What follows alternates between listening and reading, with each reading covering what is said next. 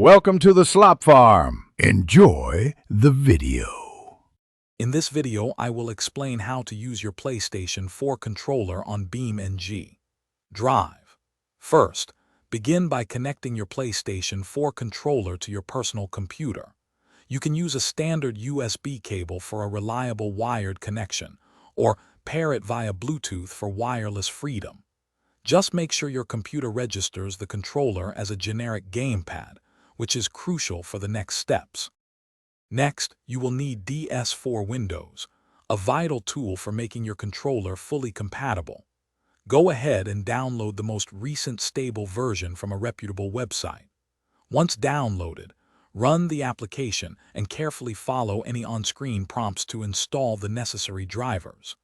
Confirm that PS4 Windows successfully detects your PlayStation 4 controller, showing its connection status clearly. With PS4 Windows up and running, it is time to configure your controller's profile.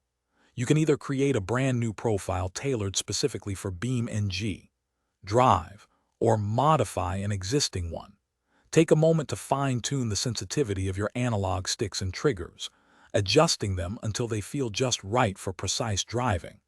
Also, feel free to map any additional buttons to specific functions for a truly personalized experience. Now launch BeamNG.drive and head straight into the in-game options menu.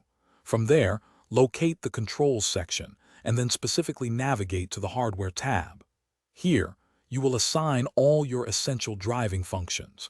Map your steering to the left analog stick, set acceleration to the R2 trigger, and braking to the L2 trigger, for example.